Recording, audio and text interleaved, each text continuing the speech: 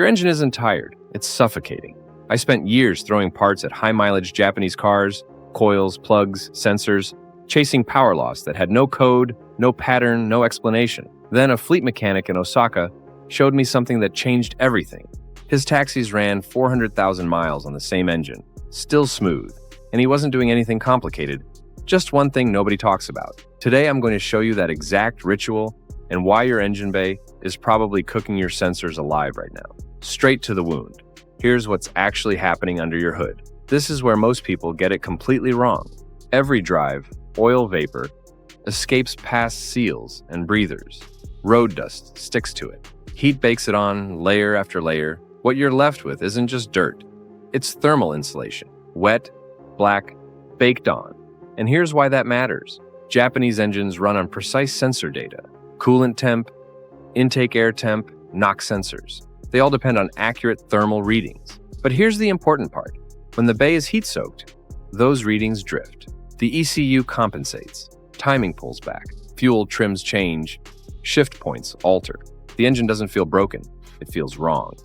Tired and sluggish. And most owners never connect the dots because the check engine light stays off. The problem isn't mechanical failure. It's thermal confusion.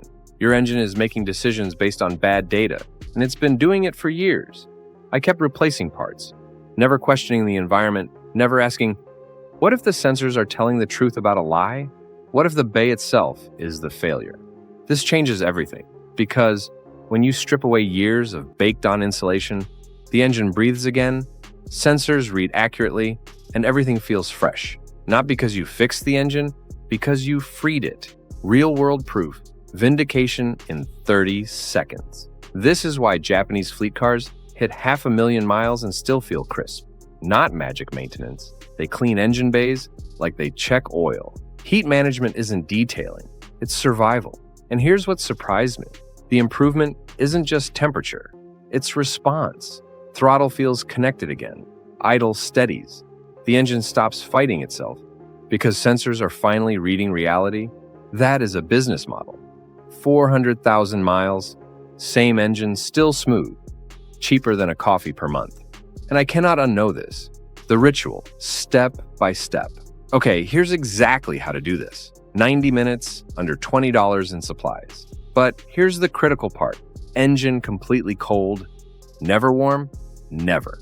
Step 1, disconnect the battery cover, leave the alternator and fuse box exposed, and protect connectors with plastic bags. Not because water destroys them instantly, but because you're using chemicals, and chemistry doesn't care about your convenience. Step 2, spray a quality engine degreaser everywhere.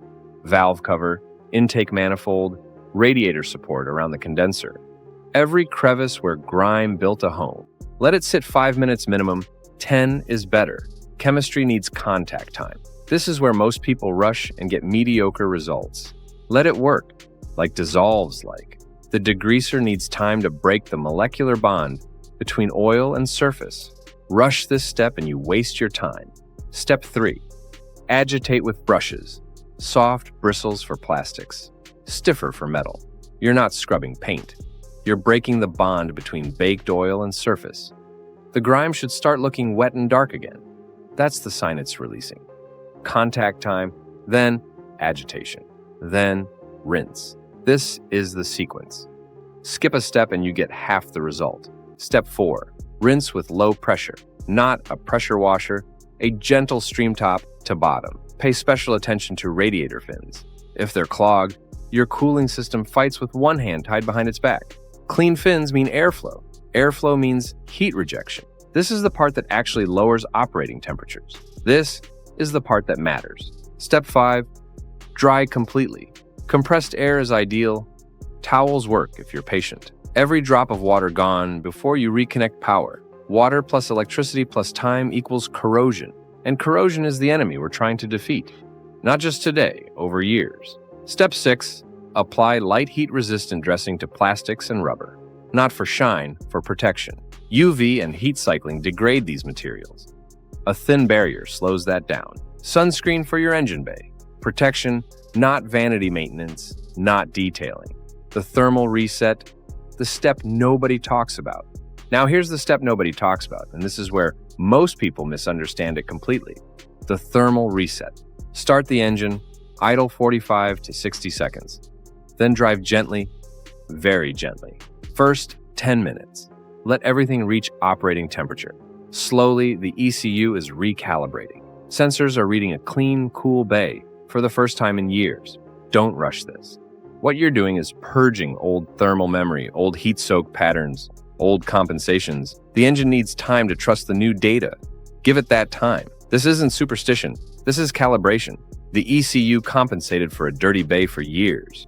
You just changed the entire thermal environment. It needs cycles to learn the new normal. Rush this, confuse the system, waste the work.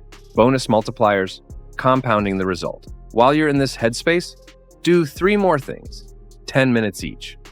They compound the result. 1. Clean your MAF sensor. It's probably lying to your ECU about airflow. Dirty hot wire reads low, ECU adds fuel, you run rich, power drops, economy suffers. 10 minutes, $8 in cleaner fixed. This is not optional. This is part of the same system. 2. Check your PCV valve. Japanese engines are especially sensitive to crankcase pressure buildup. Stuck PCV forces oil past seals, contaminates intake charge, and creates the exact oil mist that dirtied your bay in the first place. $12 part. Replace it if you can't verify. It clicks when shaken. This is where most people miss the root cause. Fix the symptom, miss the cycle, repeat the problem. 3. At your next oil change, consider a molybdenum-based friction modifier. Not a miracle, just chemistry. Moly reduces boundary friction between moving parts. Less friction means less heat generated internally. Less heat means less load on your cooling system. Additive, not transformative, but real and cheaper than a coffee per oil change. And one habit change. After long drives, especially in summer, pop the hood for 10 minutes before you park for the night. Trapped heat rises. Let it escape. Your wiring, your seals, your plastics, they'll last longer, not dramatically, measurably over years. This is the Lindy effect in action. Decades-old engineering logic. Small habits, big mileage. What you'll actually feel. Observations, not promises. Here's what to expect. Not promises, observations. Within 1 to 3 drives, the idle settles. It gets quieter. Less vibration through the steering wheel, the shifter, the seat. Throttle response sharpens. Not because you added power, because you removed restriction. The engine stops compensating and starts executing. Operating temperatures may drop slightly, not drastically, a few degrees, but enough to matter. Over years, engine noise overall decreases. Heat expansion and contraction create mechanical noise. Less heat cycling means less of that. Sometimes, not always, you'll see a small fuel economy improvement, 1 to 2 miles per gallon, because the ECU isn't running protective enrichment anymore. It's running calibration. This won't fix a mechanically broken engine. It won't rebuild worn bearings. It won't fix a burned valve or a blown head gasket. But if your engine is mechanically sound and feels tired, this is probably why. Years of thermal confusion. Years of the ECU making conservative decisions because it couldn't trust its own sensors. The bottom line, insight, not conclusion. You clean the bay, you reset the thermal baseline, you let the system recalibrate, and suddenly the car feels like it remembers how to be itself again. That's not magic. That's just removing a restriction nobody told you was there. The Japanese fleet mechanics figured this out decades ago, not because they had better tools, because they had higher mileage targets, and they understood that an engine can't run right if it's constantly fighting its own environment. Your bay is that environment. Clean it, reset it, let it breathe, then tell me what changed. Because the difference between an engine that feels old and one that feels right again isn't always mechanical. Sometimes it's just thermal. And now,